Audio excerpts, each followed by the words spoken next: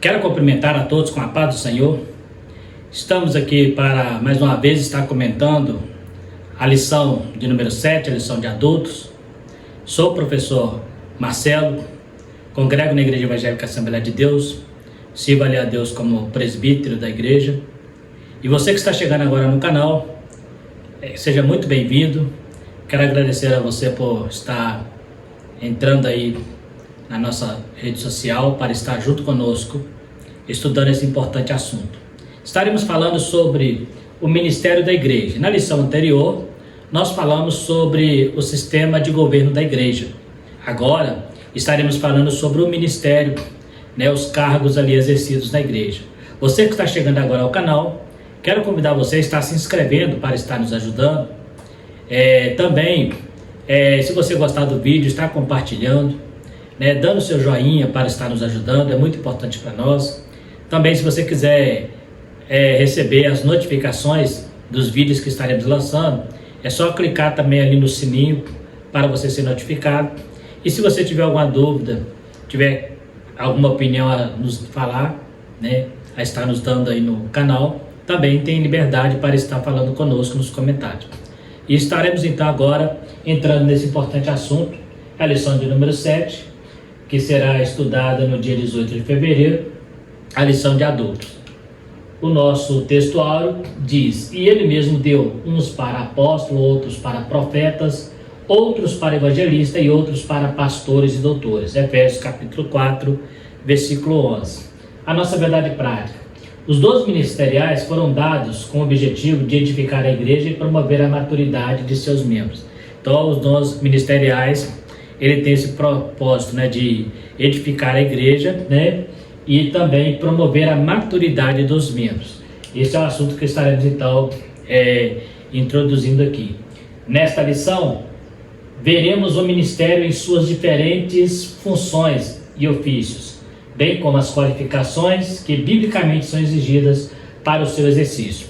Primeiramente, mostraremos que, de modo bíblico, todo cristão exerce o ministério sacerdotal, que o habilita a ministrar diante de Deus. Vamos então estar entendendo um pouco sobre isso, sobre o ministério sacerdotal, sobre o nosso sacerdócio como igreja aqui na terra, e também esse ministério local que vai ser utilizado numa igreja organizada, como nós falamos sobre a igreja de organização. Esse ministério, ainda que ele faça parte da igreja como organismo, também ele entra nessa parte da organização. O apóstolo Paulo, quando ele fala dos ministérios, dos dons espirituais, ele fala que é para o que for útil, ou seja, para uma utilidade. Então, é uma organização também no mundo espiritual, o ministério na igreja. Estaremos falando então um pouco sobre esses ministérios e nós vamos entender um pouco o que ele tem a nos ensinar, o apóstolo Paulo, através dessa diversidade de ministérios que ele lança ali em Efésios capítulo 4, versículo 11. Nesse sentido, não há diferença entre o membro e a liderança, todos são sacerdotes de Deus. Por outro lado, as escrituras mostram claramente que Deus escolheu determinadas pessoas para funções e ofícios específicos.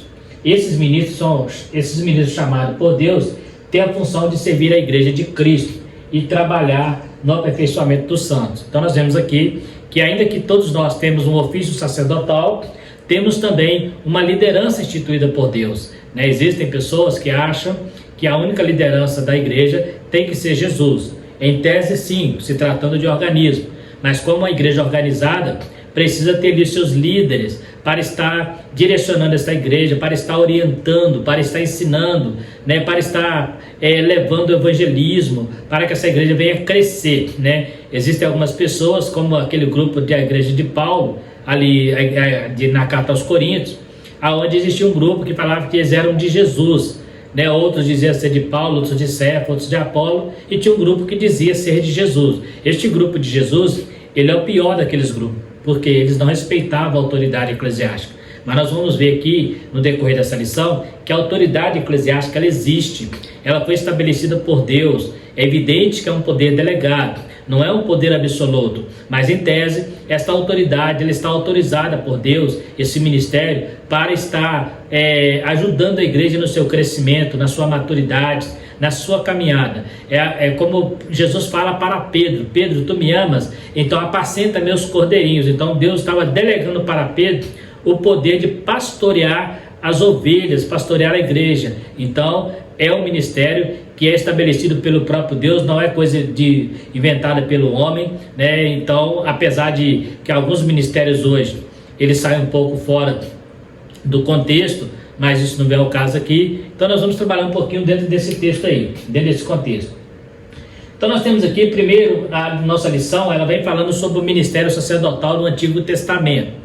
Eu fui um pouquinho mais atrás, né, mostrando também que antes do ministério sacerdotal hebreu, esse ofício já era uma prática entre os povos mesopotâmios. Temos exemplo de Melquisedeque, Jetro, e no Egito e em outras localidades. Então, o ministério sacerdotal é um pouco diferente, é lógico, porque o ministério arônico é um ministério instituído por Deus com um novo cerimonial, mas o ministério sacerdotal já existia no passado, inclusive alguns deles estavam muito relacionados também à prostituição, né? Existiam sacerdotisas, né? E ali um ministério que era exercido em torno de um Deus falso, né, uma idolatria. Então o ministério sacerdotal, nós temos aqui, por exemplo, no Egito era muito comum, né, ali tinha os sacerdotes dos deuses, tinha os templos, né, e cada templo daquele tinha um sacerdote para aquele Deus ali, né, aquela pessoa que ministrava o culto, aquela pessoa que ensinava sobre aquele Deus, aquela pessoa que orientava o povo a buscar este Deus, aquela pessoa que estava sempre ali fazendo os rituais cerimoniais daquele culto. Então o ministério sacerdotal, em tese, não foi uma coisa que foi criada dentro do judaísmo, ele já existia antes. Eu, inclusive, citei aqui o caso de Melquisedeque, que já era sacerdote em Salém, né, também rei. Citei o caso também de Jetro, que quando Moisés conhece ali a Zípora, sua esposa, ela era filha de um sacerdote.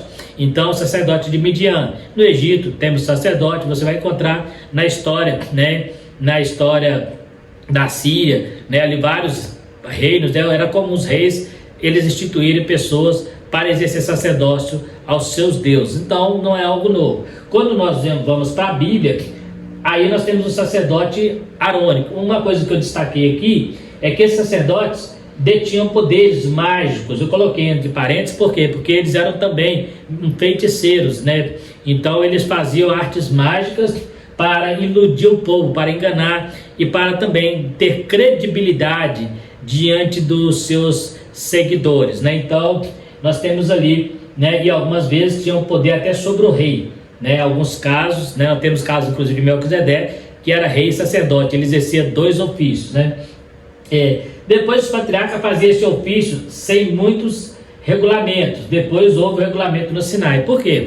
A nossa lição fala sobre alguns patriarcas que ele fazia o papel do sacrifício, do holocausto. Na verdade, antes do sacerdócio arônico, o único ritual que existia era o holocausto, era o sacrifício do cordeiro sobre o altar. Então não existia totalmente ali um ritual como existiu depois a partir do tabernáculo, né? Ali um tipo de cordeiro para cada coisa. Não, no princípio era um cordeiro para adorar o Senhor. Não existia cordeiro pela culpa, cordeiro pela paz, não existia aquele monte de cordeiros que nós encontramos ali naquela lista imensa de Levítica. Aquilo ali foi instituído depois, a partir do Sinai, no cerimonial do tabernáculo. Mas no Antigo Testamento lá, você já vai encontrar, por exemplo, lá no início da criação, né, Abel oferecendo a Deus sacrifício de animais, né? Depois você vai encontrar Abraão, Noé, todos eles já faziam. Então, mas só que era um tipo só, não existia vários sacrifícios, um para cada coisa, né? Muitas vezes era sacrifício, eles faziam por gratidão, né? Não existia um sacrifício pela culpa, como foi instituído depois no sacerdócio arônico, né? Então isso é muito bom ficar registrado. Quando nós partimos para o sacerdócio arônico, aí Deus começou a fazer uma divisão deste sacrifício. Agora existia um sacrifício para cada tipo de coisa, né? Existia um sacrifício pacífico, que era um cordeiro que era queimado, uma parte ficava para o sacerdote. Existia o sacrifício onde o cordeiro era todo queimado em sacrifício pela culpa. E assim você vai encontrar ali, também existia também a oferta de manjares, né, que foi instituído também, e isso inclusive também é uma prática que acontecia também na antiguidade, antes de instituir a lei. Então nós temos aqui, né, a origem do sacerdote a partir de Arão. Então Arão foi da tribo de Levi, né, irmão de Moisés e Miriam. Deus escolhe eles para ser sacerdote, e a descendência, a tribo dele foi escolhida para ser os levitas do templo, aqui, os servidores do templo, melhor dizendo, aqueles que trabalhariam ali em todo ofício. Essa escolha, inclusive, tem dois propósitos. O primeiro era substituir o primogênito. Então, no lugar de todo o primogênito de Israel, Deus traz a tribo de Levi para si, para exercer o seu ofício, sua cerimônia. E também tem um caso interessante, que ali no bezerro de ouro, essa tribo, ela se uniu a Moisés contra os idólatras. Então também foi um destaque que levou Deus a escolher essa tribo como ali os seus servos ali, os seus ministros ali no tabernáculo. Então existiam muitas repartições. Nós tínhamos aqui os levitas, que auxiliavam o sacerdote, né, os sacerdotes, melhor dizendo. Temos um sumo sacerdote, que era o Arão, os filhos deles eram sacerdotes, e ali cada um tinha um ofício dentro do tabernáculo. Por exemplo, o sumo sacerdote era o único que entrava no Santo dos Santos. O sacerdote normal, que não era o sumo no caso, né, abaixo de Arão, eles ficavam ali na parte ali, ali entre o átrio, ali onde ficava o altar do holocausto, o altar do incenso, eles ficavam por ali, eles não tinham acesso ao Santo dos Santos, somente o sumo sacerdote, que era a autoridade máxima no cerimonial. E depois deles vinha a tribo de Levi, que era aquela que cuidava dos outros afazeres, da limpeza do candelabro, da limpeza da cisa do altar, quando era o tabernáculo, da montagem e desmontagem do tabernáculo. Então existia ali pelo menos três classes. Nós temos o sumo sacerdote, nós temos os sacerdotes e temos os levitas.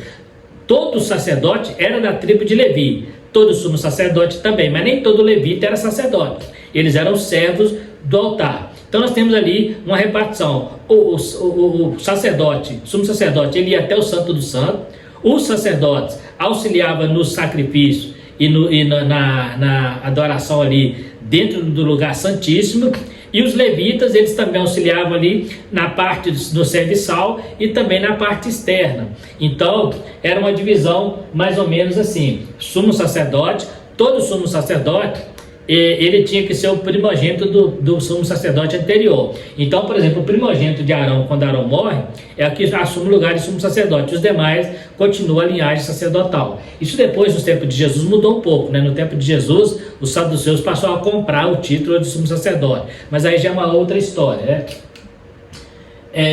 Todo sumo sacerdote seria o primogênito do sumo sacerdote por sucessão. E os demais sacerdotes seriam os demais irmãos do sacerdote. Então, por exemplo, Arão tinha lá 4 filhos, né? Então, daqueles 4 filhos, o primogênito seria o sumo sacerdote e os outros 3 sacerdotes normais. Aí, quando aquele primogênito morresse, o filho dele, primogênito, continuava o sumo sacerdócio e os filhos dele continuavam como sacerdotes normais. Então, todo sacerdote, ele era da linhagem de Arão. Agora, não era ele era da tribo de Levi, mas todo sacerdote era da linhagem de Arão, tanto o sumo sacerdote quanto o sacerdote. Então é bom gravar isso aí, né? Os sacerdotes eram ministros dos cultos, eles tinham autoridade divina, eles eram servos de Deus, e os levitas não eram ministros, mas eram servos do povo. Quando servimos ao próximo, Deus se agrada. Por que eu falei aqui que eles não eram ministros? Porque na verdade eles faziam aquela parte serviçal, era montar a tenda, desmontar a tenda. É lógico que com o passar do tempo isso foi mudando, algumas coisas foram mudando, né? Os levitas, com o passar do tempo, muita coisa. Por exemplo, quando construiu o templo de Salomão, já não tinha mais aquele trabalho de montar e desmontar tabernáculo, então eles foram fazer outros ofícios. É evidente que tudo relacionado à adoração. Então nem todos eles ministravam, muitos deles eram serviço braçal. É como se fosse hoje na igreja os diáconos, né? Temos ali os ministros e tem os diáconos que cuidam das mesas, né? Então era mais ou menos como os levitas, era como se fossem os diáconos ali dos sacerdotes, né? uma doutrina bíblica confirmada no Novo Testamento. O ofício sacerdotal na velha aliança apontava para Cristo, né? Hebreus fala que tudo era sombra, né? Cristo é a consumação do sacerdócio eterno e nos deu esse privilégio como igreja para exercer em seu nome o sacerdócio no mundo. Hoje não há mais santo dos santos, o véu foi rasgado e um novo caminho foi inaugurado. Então hoje não temos mais o papel do sumo sacerdote, porque hoje o sumo sacerdote é Cristo. Nós somos sacerdotes, mas é um poder delegado a partir de Cristo, mas ele é o sumo sacerdote, porque ele é o único que entrou. A Bíblia diz que ele entrou uma vez por todas e ofereceu sacrifício pela humanidade, oferecendo a si próprio, e ele abriu um novo vivo-caminho. Está lá em Hebreus capítulo 10, versículo 19 a 21, onde fala que agora ele nos deu acesso ao santo, né, ao lugar santo, pelo novo caminho inaugurado pela cruz. Então não temos mais aquela necessidade de todo aquele processo que tinha no Velho Testamento, de eu ter que ir até o sacerdote e o sacerdote ter que levar minhas petições a Deus. Não, hoje eu posso ir direto a Deus, porque o próprio Jesus, que é aquele que nos atende, também é o nosso sumo sacerdote, que nos atende nas nossas petições e leva ao Pai. Então é importante entendermos que houve todo cristão hoje ele tem acesso direto. Hoje eu não preciso de intermediário para ir a Deus, eu não preciso de intermediário para buscar a solução, né, dos meus problemas, para buscar uma direção. Não preciso, como era no Velho Testamento. No Velho Testamento a pessoa tinha que ir no sumo sacerdote e o sumo sacerdote tinha que levar diante de Deus, né? Então era bem diferente. Então Cristo inaugurou esse caminho através da cruz. Por que nós estamos falando isso? Porque nós estamos falando sobre o ministério da igreja. Então nós estamos entendendo aí que no Velho Testamento já existia um ministério. Nós tínhamos pelo menos 3 ministérios na igreja, um deles voltado para a política, que era o caso do rei ou juiz, e tínhamos o ministério profético e o ministério sacerdotal. Hoje na igreja nós temos alguns ministérios que estaremos trabalhando aqui dentro do contexto eclesiástico, né? Uma doutrina resgatada na Reforma Protestante. Foi uma resposta à tradição católica de que era só o clero que tinha o direito de exercer a função. Os reformadores, usando a máxima de somente as escrituras, resgatou a doutrina de um reino sacerdotal e o sacerdócio delegado da igreja. Então, o que acontece? Com o passar do tempo, a igreja primitiva, a igreja cristã, ela começou a jogar essa responsabilidade só na mão do sacerdote. Então, voltou meio que à prática antiga, ou seja, as pessoas tinham que ir até o padre ou o pastor, para que o pastor levasse diante de Deus.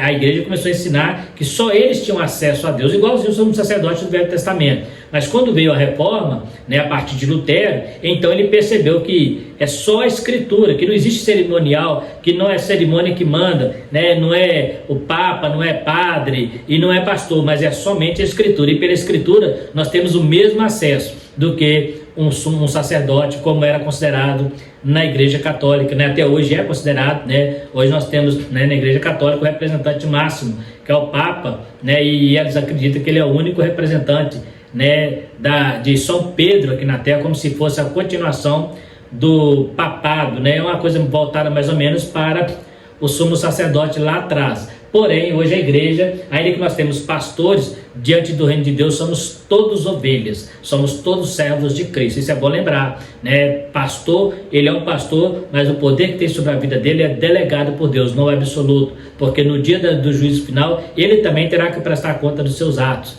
assim como nós, né, como a igreja do Senhor. Então é importante a gente aprender, né, separar essa questão de ministério, porque tem pessoas que assumem o ministério da igreja, ele já se sente o dono da verdade, ele acha que ele é o único que ele pode pregar, ele é o único que pode falar, ele acha que está só sobre ele a unção, né? Existe igreja por aí que o pastor prega o tempo todo e não abre espaço para ninguém, porque ele acha que a unção da pregação está só sobre a vida dele, né? Então é muito importante a gente ter essa visão do que é realmente um reino sacerdotal.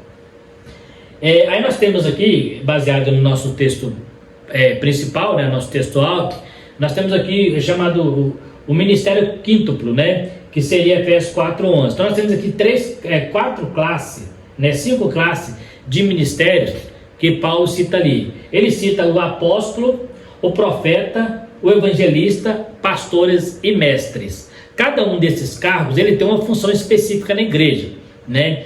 Por exemplo, o apóstolo Primeiro, nós temos dois tipos de apóstolos no Novo Testamento. Nós temos o colégio apostólico, que é os 12 apóstolos, que inclusive colocaram Matias no lugar de Judas, para manter o número de 12. Esse é o colégio apostólico. Então, este colégio apostólico, Paulo, mesmo sendo um 13º apóstolo, ele não faz parte desse colégio apostólico. Então, Paulo é um apóstolo, ele mesmo fala que ele é como se fosse um abortivo. Ele veio depois, ele não andou com Jesus, ele viu Jesus, mas não andou com ele. E é uma das características dos apóstolos era ter andado com Jesus, ter sido discipulado por Jesus. E o apóstolo Paulo não foi. Contudo, ele era um apóstolo. E depois dele, ele mesmo fala que ele tinha outros que ele também chamava de apóstolos. Você vai encontrar isso lá no livro de Romanos, capítulo 16. Inclusive, Andrônio Júnior, né? Ele chama eles fala que eles sobressaíram sobre o apóstolo. Há quem diga que Paulo não está referindo a eles como apóstolos, que eles sobressaíram junto dos apóstolos. Mas se fosse membros comuns, não teria sentido ele falar apóstolo. Ele falar Andrônio Júnior sobressaíram sobre a igreja cristã, mas fala que eles sobressaíram aos demais apóstolos. Então eram também considerados apóstolos. Temos também diaconisa, né? Nessa carta de Paulo aos Romanos, capítulo 16. Então nós tínhamos duas classes. Temos o colégio apostólico que fechou com os 12, e a partir dele outros apóstolos. O Barnabé também era chamado de apóstolo. Então é importante nós termos esse cuidado de achar que apóstolo é só os 12, né? Os 12 eram discípulos de Jesus e faziam parte de um colégio, num colégio de 12, mas depois deles veio mais apóstolos, né, para exercer o ministério de levar o evangelho, né? Eles faziam um papel de fundar igrejas, né, evangelizar, igual o apóstolo Paulo fazia, o missionário, né?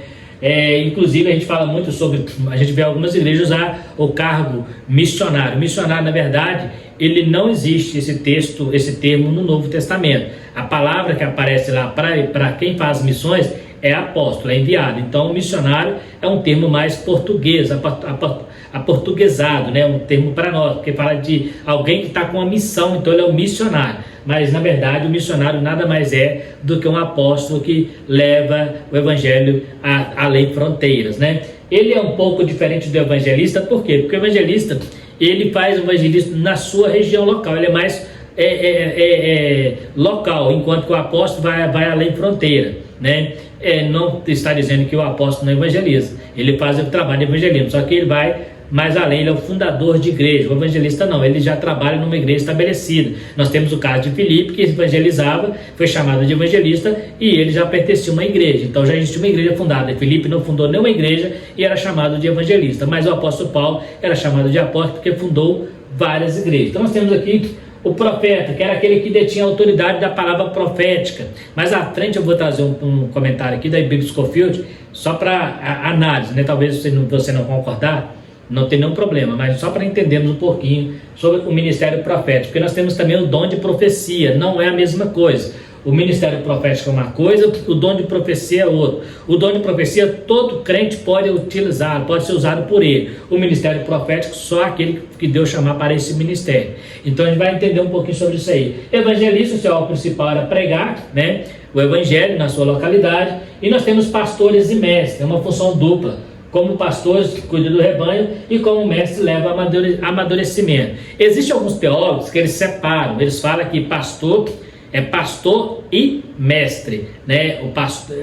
A um Deus deu para pastor e a outro deu para mestre, né? Mas uma boa parte dos teólogos defende que o pastor ele acumula as duas funções. Ele não é só um pastor, mas ele também é mestre, então ele acumula essas duas funções. Então nós temos 5º ministério, mais 2 deles, uma pessoa só exerce, que é no caso o pastor. Ele precisa ser o pastor para cuidar do rebanho, mas também o mestre para que esse rebanho amadureça, né? É como se o pastor tivesse que ensinar. Por exemplo, eu sou o pastor, mas na hora que eu tenho que dar um alimento sólido, eu tenho que chamar o mestre? Não, o pastor ele exerce as duas funções. Ele é pastor, ele chama pastores e mestres. Então, esses pastores aí, os bispos que nós vemos na Bíblia, né? Que a Bíblia fala muito. Paulo instituía pastores onde ia, né? Então são aquelas pessoas que cuidam da igreja, e eles têm que ter o dom da palavra, tem que ser pessoas bem instruídas. Por quê? Porque eles vão cuidar de pessoas, e essas pessoas têm dúvidas, precisam entender o que está acontecendo.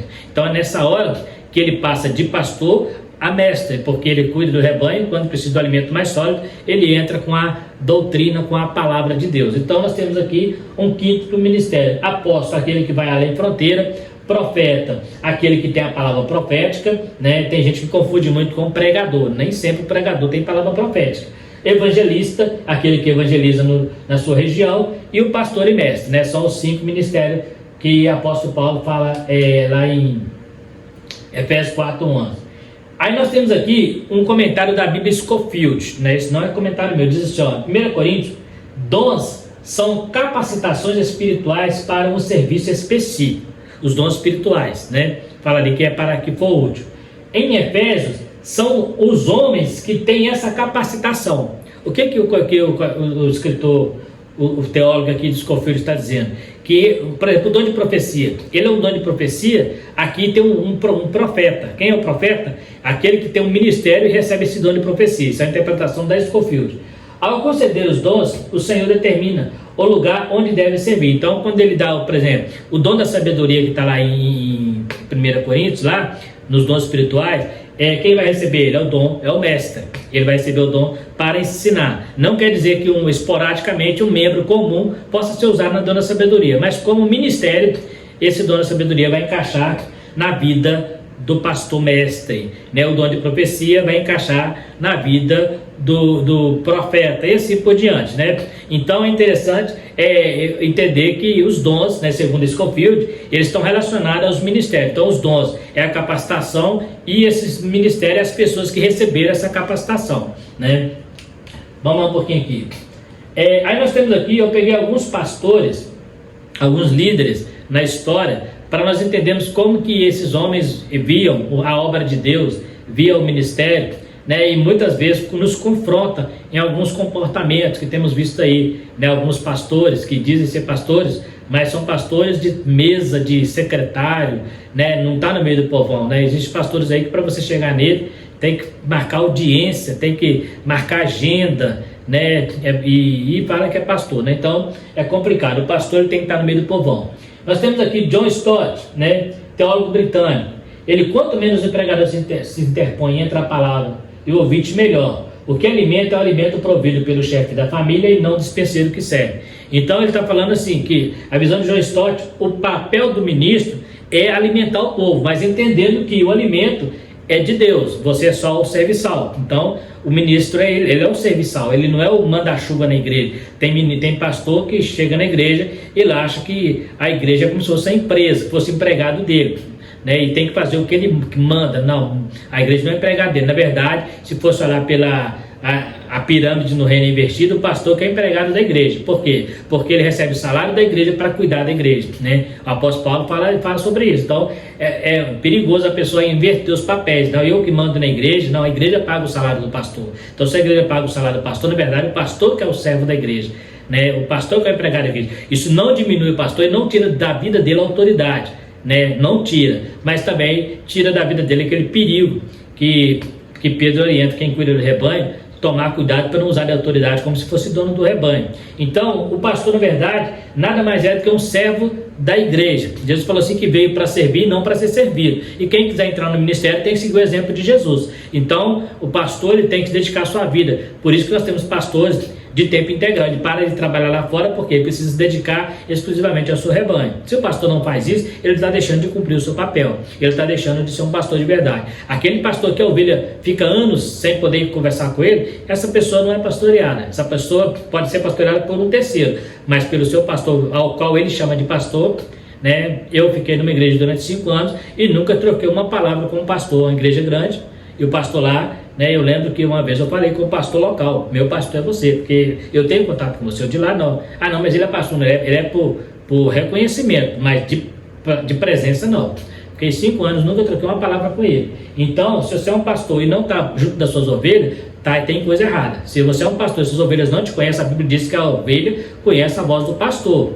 Eu preciso das tais, eu sou conhecido. Então, cuidado para você não ser aquele pastor que acha que tem que ficar só atrás de púlpito pregando, né? E quando surge um problema, manda um presbítero, manda um diácono e não quer entrar no meio da briga, né? Tem pastor que ele fica só atrás do púlpito, ele acha que pregar, ele acha que pastorear a igreja, ele fica em cima atrás de púlpito pregando. Não, muitas vezes a nossa pregação é muito mais no meio do povão do que atrás de um púlpito de igreja, né?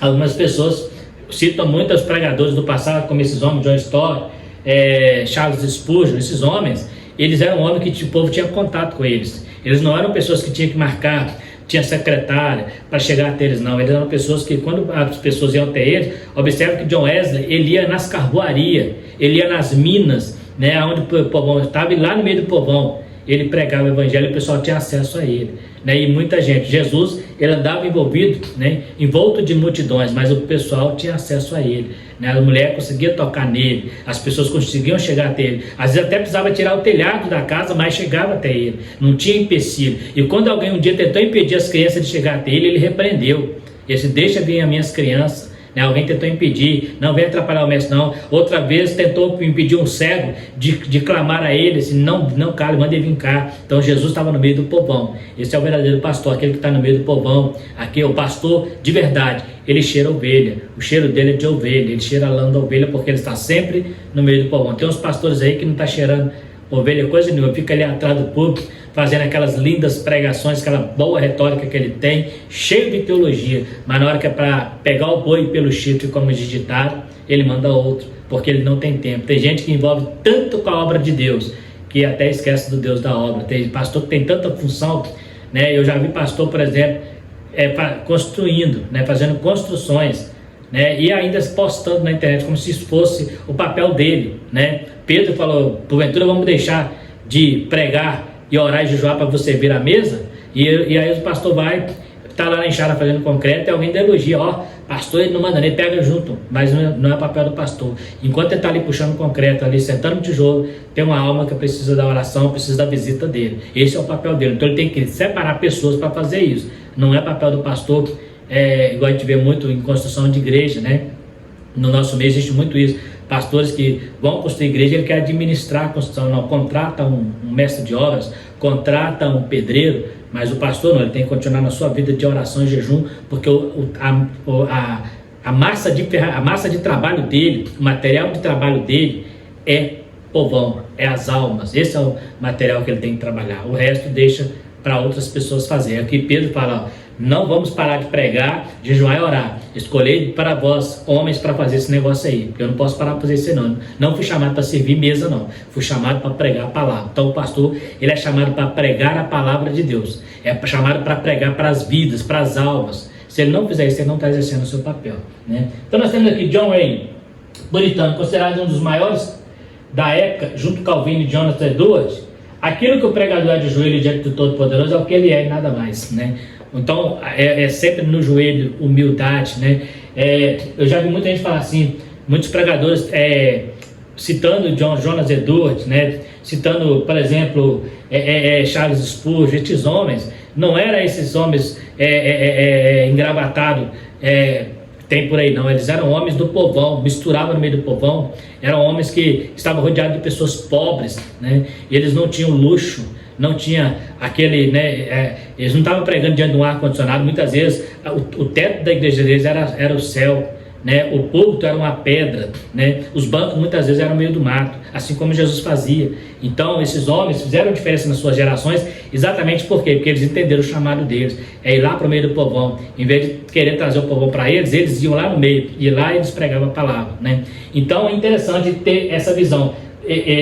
Esse John Wayne, ele fala: aquilo que o pregador de joelho, que o pastor de joelho é o que ele é, nada mais que isso, né? Tem pastor aí que ele está achando que ele é um popstar, né?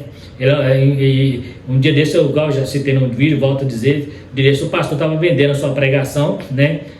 Fazendo promoção, né? Eu quero que o camarada pense, vender pregação, né? Não, pode me chamar na tua igreja aí que eu estou fazendo um preço promocional. Ele está achando que ele é um popstar, ele está achando que, né, que é alguém importante. Se você for humilde, sempre será importante diante de Deus, mas se você for vaidoso, for orgulhoso, você vai ser importante para o reino das trevas. John Hus, queimado vivo pela igreja católica, ele fala uma coisa interessante sobre os pastores, né, gananciosos. A igreja brilha em suas paredes, mas deixa famintos seus pobres santos. Veste de pedra de ouro, mas deixa nuas suas crianças. Ele fala daqueles pastores que só pensam em arrancar dinheiro do povo, que só pensa em buscar bens materiais. Aquele pastor que quer viver o luxo da igreja, ele quer viver da lã, da gordura, mas ele está enquadrado em Ezequiel 34, ele não quer buscar a ferida, ele não quer buscar aquela que está lá sofrendo, ele não quer curar. Então ele aí fala assim, a igreja está ornamentando de ouro as suas paredes, mas está deixando nua as suas crianças. Não é o ofício que faz o sacerdote, mas o sacerdote que faz o ofício. Nem todo sacerdote é santo, mas todo santo é um sacerdote. Então olha a visão de John Rose. Ele entendia que todo cristão é um sacerdote diante de Deus. E ele fala que não é o ofício que faz o sacerdote, mas o sacerdote é que faz o ofício. Então é trabalho do sacerdote cuidar do povo, né? E se ele deixar de cuidar, Deus pode cobrar, né? Serviço de diácono e presbítero. Agora nós estamos aqui agora mais dentro da igreja mesmo, institucional, né? Dentro da instituição ali, nós temos pelo menos duas classes, né? Além dos pastores, temos o serviço do presbíteros e diácono. O presbítero no Novo Testamento, é bom lembrar que muitas vezes ele se confunde com o pastor. O próprio Pedro, ele escreve, né? 1 Pedro capítulo 5, versículo 1, ele fala: eu sou presbítero. Na verdade ele era um apóstolo de Jesus, mas ele se entendia que ele era presbítero, porque presbítero é pastor, é o mesmo bispo, é o ancião. Então o que existia na verdade era presbíteros e diáconos, ou bispos e diáconos. Então são cargos iniciais da igreja primitiva. Os presbíteros, também chamados como anciões, eram pastores locais, instituídos pelos apóstolos. Pedro também chama a si mesmo de presbítero. Os diáconos surgiram a partir da necessidade do serviço às mesas. Então, é interessante observar que o trabalho do diácono na igreja primitiva não era um trabalho voltado para a parte espiritual, né? Igual tem muita gente que entende, né? Que ele é um diácono, ele tem que cuidar da parte espiritual. Não, o trabalho do diácono, na verdade, é o trabalho social, é o trabalho cuidar dos órfãos, das viúvas, é para cuidar da parte social, daquela parte que a igreja de ajudar a alimentar famílias, né, remédio, aquela parte social da igreja. Esse é o papel do diácono. Então o diácono ele não é um ofício ministerial, mas sim um ofício de serviço social, né? E lógico que está relacionado ao reino de Deus. Isso não diminui o diácono por isso, muito pelo contrário, isso é um grande privilégio, ele poder ele servir a Deus desta maneira. Paulo, quando ele vai à igreja de Corinto, ele fala lá no capítulo 16, 1 Coríntios, quando estiver aí, indo para aí, separai a parte, as ofertas. Quem fazia esse papel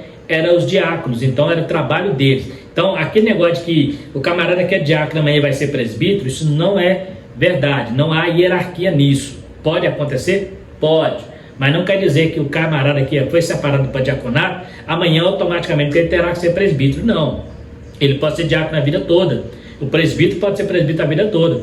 Então essa hierarquia não existe, ainda que exista algum sistema episcopal, igual citamos o caso da Assembleia de Deus, que é meio que uma hierarquia, né?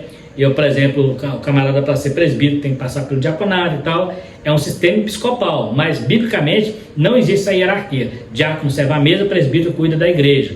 Então, Deus pode levantar um diácono. Mas Estevão pregou a palavra de Deus, foi chamado de pregador, mas todo cristão naquela época era um pregador. E Filipe, ele era diácono, mas foi chamado de evangelista. Todo cristão naquela época era evangelista. O nome dele só aparece porque destacou, por ele já exercer uma função à mesa. Então, ele estava dentro da igreja, ele era diácono, lá fora ele era evangelista. Presta atenção nisso. Dentro da igreja, Filipe e Estevão eram diáconos. Lá fora é que eles eram evangelistas, porque eles evangelizavam. Você vai ver eles pregando na rua. Você não vai ver eles pregando dentro da igreja igual você vê Paulo pregando na sinagoga, Pedro pregando no templo, não. Eles pregavam na rua, porque a igreja estava em expansão. Então você vai ver Filipe sendo chamado de evangelista, pregando em Samaria. Você vai ver Estevão pregando diante do Sinédrio. Mas dentro da igreja, o que eles faziam era cuidar de mesas, era cuidar de órfãos, era cuidar de viúvas. Então são trabalhos separados. E é tudo para a glória, é como se fosse aquele caso que nós citamos aqui. O sacerdote é como se fossem os levitas do Velho Testamento. O sacerdote, não, o diácono, é como se fosse o levita do Velho Testamento. O trabalho dele é servir na parte estrutural, na parte social. A parte espiritual ficava com o sacerdote. Então, dentro de uma igreja, o que o diácono faz? Ele tem que cuidar da parte social. Ele tem que cuidar da parte estrutural da igreja. A parte espiritual fica com o presbítero, fica com o pastor da igreja, né? Aí você fala assim: Marcelo, então o diácono não pode ser um pastor de igreja? Não é isso que eu estou dizendo, mas para ele ser pastor de igreja, ele tem que sair do cargo de diácono e ir para presbítero. Ele tem que então largar o diaconato, porque ele não pode ser um diácono dirigindo igreja, porque dirigir igreja, biblicamente falando, é papel de presbítero, é papel de pastor. Então, ele pode, quando ele vira dirigente de uma igreja, de um grupo de pessoas, automaticamente ele já deixou de ser diácono ali. no sentido de serviçal, porque a palavra diaconia significa servir. Então, de qualquer maneira, sendo presbítero, pastor, evangelista, todo mundo é servo. Mas no caso do diácono, é serviço social. Então, só para lembrar isso aí, né? O trabalho dele era servir a mesa, né? Observa que se fosse função deles pregar, Pedro não teria falado: eu não posso deixar de pregar para você servir a mesa. Escolher homem para fazer isso, escolher alguém para fazer isso. Se fosse o papel dos diáconos ficar pregando na igreja, né? Pedro não teria sentido Pedro falar assim que eu vou parar de pregar, porque eles também teriam que parar. Se eles têm que cuidar da mesa e pregavam, eles iam cair na mesma situação de Pedro. Então observa que é um trabalho totalmente social, né? Isso não diminui o papel do diácono. A palavra usada em Efésios 4:11 para ministério é diaconia, né? Tem uma outra palavra no grego também que é hipereretes, né? Significa dispenseiro, né? Ou seja, a palavra diácono fala de alguém que vive para servir a Cristo, pois diácono significa aquele que serve. Observação: apesar de chamarmos os dons ministeriais, essa palavra não define como diferentes daqueles em 1 Coríntios. É a mesma interpretação que nós trouxemos da Bíblia Scofield. Os dons ministeriais, eles vão ser usados, esses ministros serão usados nos dons espirituais para exercer seu ministério. Então não há diferença, né? Eu já vi alguém dizer, por exemplo, que o dom ministerial é o dom de Cristo e o dom espiritual é o dom do Espírito. Só que nós entendemos o seguinte, que nós vivemos na esfera do Espírito Santo.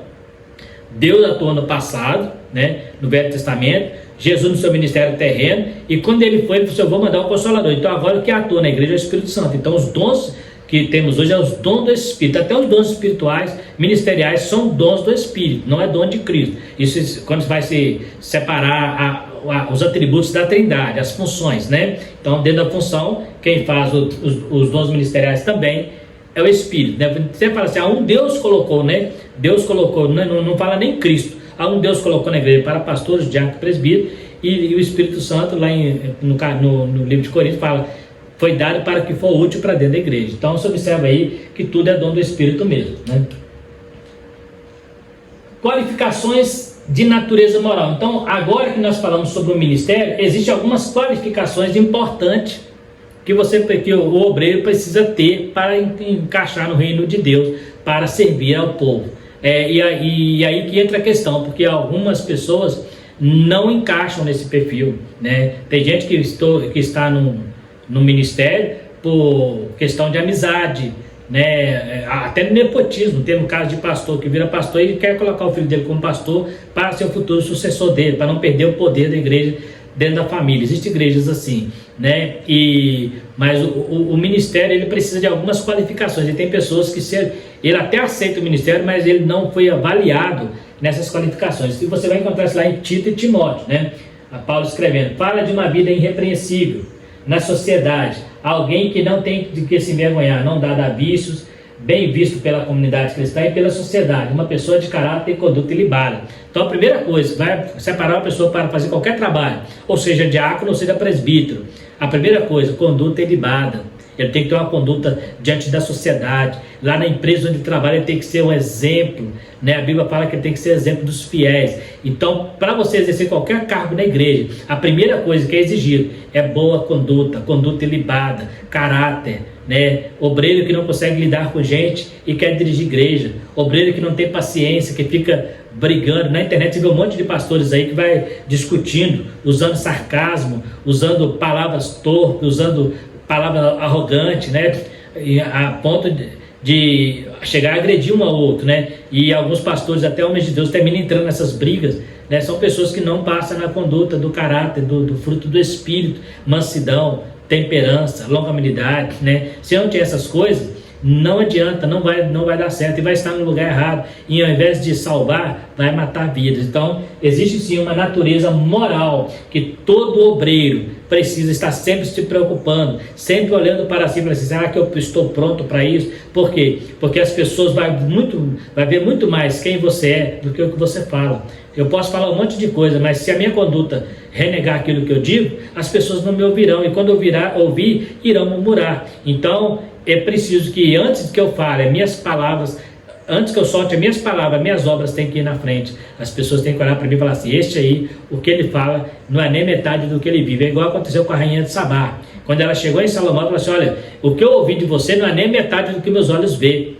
Então é interessante, Paulo também fala sobre a igreja de Tessalônica, que ouviu muito sobre a fé deles, né? A igreja da Macedônia, ouviu muito falar da vossa fé. Então é interessante, primeiro, antes da sua pregação tem que ir as suas obras. Antes da sua pregação tem que ir o seu caráter. As pessoas têm que olhar para você e falar assim, aquele ali é homem de Deus. Não é porque ele fala muita língua, não é porque ele profetiza, mas porque ele tem um caráter, uma conduta ilibada. Então, na esfera, na natureza moral, tem que ter essa conduta.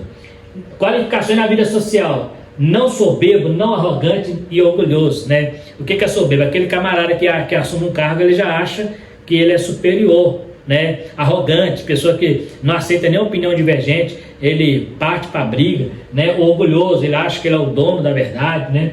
Alguém que sabe respeitar a opinião alheia, mesmo não concordando, sensível e amigo, ser manso e humilde. Precisa ser alguém que sabe lidar com gente, né? Imagina se coloca um pastor numa igreja que ele não tem paciência, que ele não tem longanimidade. Qualquer coisinha, se alguém confrontar, ele já perde a estribeira, já perde ali a postura, né? Tem casos de pastor que parte para a briga.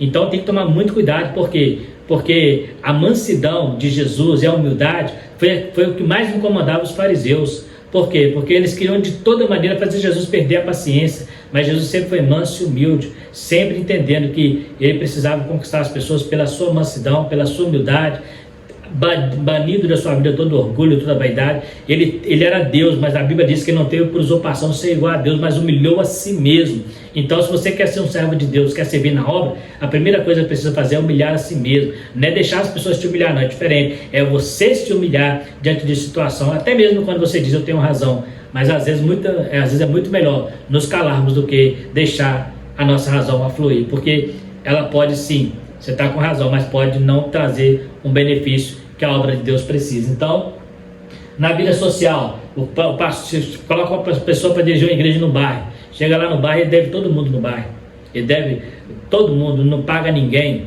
né? Tem gato na luz, tem gato na água, dirige sem carteira, aí coloca ele para dirigir igreja. Que moral que esse pastor vai ter para ensinar alguém que está vindo lá de fora, viver uma vida com conduta ilibada? O apóstolo Paulo fala, tudo que é honesto, tudo que é de boa fama, né? Tudo que é de boa índole, nisto pensais. Então, como que vai colocar uma pessoa que lá fora, né, no emprego, o patrão está doido para se livrar dele, porque ele é um péssimo funcionário, né? E aí coloca ele na igreja e quer pagar lição de moral para as pessoas vão na igreja dele? Nunca. Por quê? Porque conhece o caráter dele lá fora.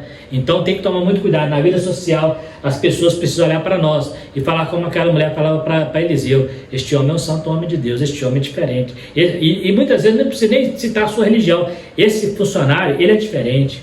Aqui na empresa, esse camarada é diferente. Esse camarada, aqui na escola, ele é um aluno diferente, né? Aqui no bairro, ele é um vizinho diferente, ele tem algo especial nele. Isso que as pessoas precisam ver na gente, ver algo diferente para o lado bom, né? A gente não ser como a maioria, mas ser aquela minoria que tenha um bom caráter e uma boa reputação. Observa que uma das características para o diaconato e para o presbitério é conduta ilibada para os que estão dentro da igreja e também com os que estão de fora, para que a nossa palavra não venha cair no descrédito, né? Então tem que saber lidar com gente. Qualificações para o ministério. De acordo com as cartas pastorais, podemos afirmar que há qualificações claras para o exercício do ministério da Igreja de Cristo. Nesse sentido, os ministros do corpo de Cristo têm como requisitos negociáveis para o exercício do ministério as qualificações morais e sociais, conforme estudados aqui. Então, é inegociável esses requisitos que você tem que ter.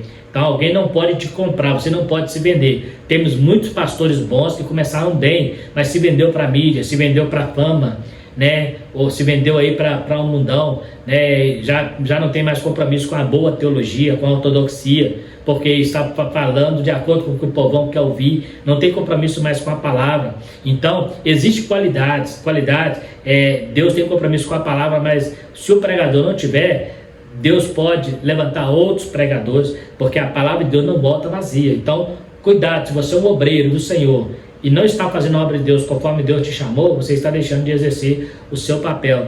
E a Bíblia diz que Deus, no final, vai trazer conta de tudo isso. Então, nós precisamos ter essa característica de um ministério pautado numa vida, numa conduta ilibada, tanto na esfera moral quanto na esfera social. Imagina um obreiro, né, que fica falando palavrões, né, e fica lá no serviço, o pessoal começa a contar piadas, né, piadas imorais, e o pastor, o obreiro que dirige uma congregação está ali rindo, achando aquilo engraçado, né, às vezes até entra contando também, né? Então, assim, quando ele vai falar de Jesus, as pessoas vão jogar isso na cara dele, porque o diabo trabalha assim, ele pega aqueles pontos e grava, na hora que você vai pregar a palavra, ele joga na sua cara, para tentar te fazer desacreditar a sua mensagem. Então, cuidado, por isso que precisamos ser santos em qualquer lugar, não ser fanático, aquela pessoa que acha que tem que fechar a cara para todo mundo, não, pode ser amigo de todo mundo, uma boa amizade, amigo de pessoas que não são da sua igreja, que não são cristãos, pode sim, mas com muita sabedoria, para que você não venha ser influenciado, porque o verdadeiro servo de Deus, o verdadeiro homem de Deus, ele é influenciador de pessoas. As pessoas têm desejo de ser igual a ele, não fazer com que ele seja igual a elas, né? E quando alguém tentar fazer isso, não vai conseguir, porque tem uma boa conduta, tanto na vida social, quanto na vida moral. Nesta lição vimos o ministério sob diferentes aspectos, vimos que a doutrina do sacerdócio universal dos crentes é inteiramente bíblica. Todo crente tem o privilégio de apresentar-se a si mesmo e a outros diante de Deus, sem a necessidade de um mediador terreno. Vimos também que Deus pôs na igreja alguns para o exercício de determinadas funções específicas. Esses ministérios devem ser vistos como dons de Deus à igreja. Uma coisa importante observar aqui, eu já vi alguém dizer que na igreja todo crente é um líder em potencial. Isso não é verdade. Todo crente é um servo em potencial, mas líder não. Líder tem aquele que Deus separa para liderar. Todo crente é um servo em potencial, mas nem todo crente é um líder. Você lembra que nós falamos, todo sacerdote é levita, mas nem todo levita é sacerdote. A mesma coisa, todo líder é cristão, mas nem todo cristão é líder. Então, essa história de que todo crente é um líder em potencial, isso é mentira, né? Isso é mentira. Senão, se todo mundo for líder, fica aquela confusão do apóstolo Paulo em relação ao corpo. Se todo o corpo for olho, onde estará o resto do corpo? Se o olho querer ser ouvido, onde estará o ouvido? Então, existem pessoas que Deus colocou na igreja. Olha aqui, presta atenção. A uns Deus deu o dom de pastores, de mestres, pastores mestres. A outro Deus deu o dom de apóstolo. A outro Deus pôs na igreja como profeta. A outro Deus colocou, ele não falou assim que Deus colocou todos como apóstolo. Deus não fala colocou todos como evangelista, ou colocou todos como profeta. Se a uns Deus colocou na igreja como profeta, Deus colocou na igreja como apóstolo, Deus colocou como evangelista, Deus colocou como pastores e mestres. Então é uma diversidade de ministérios que Deus colocou para algumas pessoas. Então esses são os líderes da igreja. Agora, falar que todo crente é um líder potencial, isso não é verdade, não tem base bíblica, não tem base teológica para eu afirmar que todo crente é líder. Todo crente é servo, isso é fato. Todo crente é um sacerdote, pode interceder. Mas como líder da igreja, no sentido organizacional, nem todo crente é líder. Todo líder é cristão, mas nem todo cristão é um líder. É bom? Não tem lembrança disso aí. Porque senão daqui a pouco o camarada que está lá, o cara é presbítero, que está lá na igreja, daqui a pouco o irmão que não é presbítero, quer fazer o mesmo trabalho dele, não vai fazer, porque quem foi chamado para o presbitério foi aquele lá, não foi o outro. Imagina se Deus chamar todo mundo para o ministério. Ele vai ministrar para quem? Se todo mundo está no ministério. Então, é importante ter esse cuidado. O próprio Jesus falou assim, eu vos escolhi 12. Né? Ainda fala, um de vós é diabo, mas eu vou escolher você 12. Jesus tinha muito mais discípulos. Ele mandou 70 da sua primeira demanda. E dos 70 ele tirou 12. Então, tinha ali 12 homens separados. Por que não separou todo mundo então a multidão? Porque lá no Pentecostes tinha 120. Ele apareceu para mais de 500 galileus. Por que ele separou 12? Aqueles 12 eram líderes separados. Então todo discípulo é servo de Cristo. Mas nem todo servo de Cristo é discípulo de Jesus, naquele caso ali. Ali nós tínhamos 70 discípulos, mas ele separou 12 para fazer uma obra específica.